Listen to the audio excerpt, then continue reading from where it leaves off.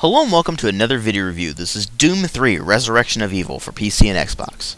Now this was the first and only expansion pack for Doom 3, and it's weird to say that because Doom isn't really a series known for expansions. I mean, it was known for having a lot of like standalone kind of things like Final Doom or Ultimate Doom, but there was never really expansion packs. There were mods, but no expansion packs.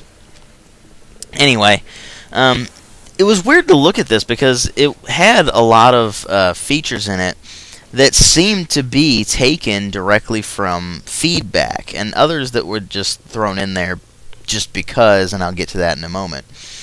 But suffice to say, in terms of visuals and sound design, it really hasn't changed any, so I'm not really going to go over that. I'm going to go straight into the gameplay and the story.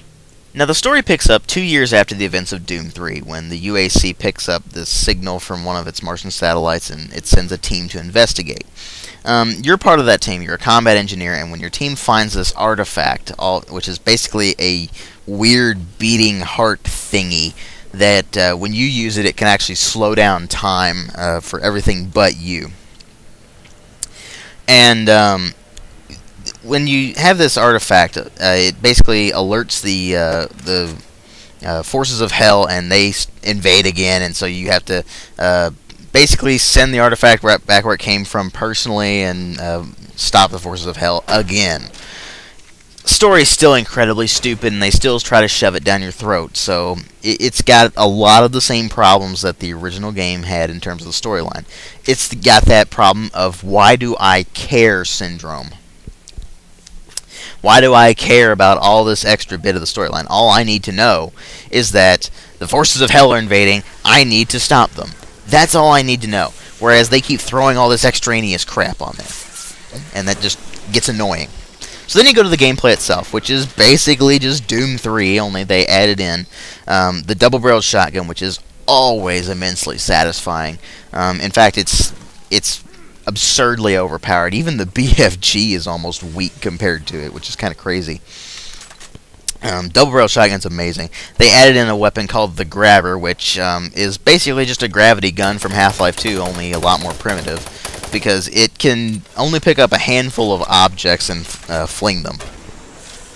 So the Grabber is like a really weakened gravity gun, and it's really not that impressive. It's just kind of to say, hey, we can do this too.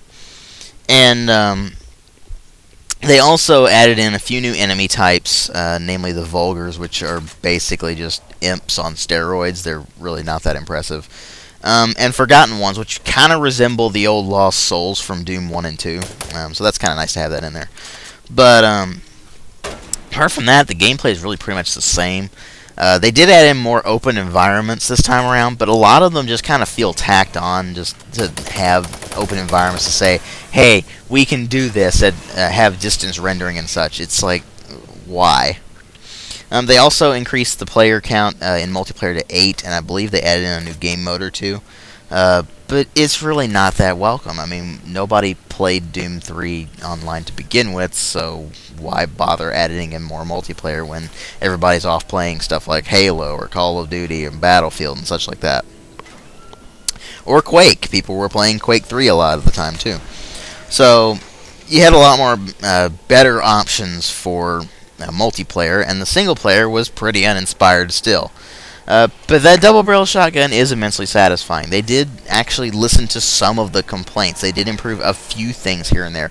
But for the most part, it's just Doom 3 with a little bit extra content and an almost stupider storyline. Plus, with the lack of the Soul Cube, you don't have that awesome artifact of awesomeness that just annihilates everything whenever you fling it at stuff. But that weird beating heart artifact is just kind of pointless. It almost feels like they threw that in there to say, hey, Fear, we can do this too. But I don't really know if they did or not. So, anyway, Doom 3 Resurrection of Evil, not that great, but I guess if you're getting Doom 3, you might as well get it just for the sake of having the double-barrel shotgun and maybe being able to play online. But other than that, I really can't recommend it. 2 out of 5. Thanks for watching.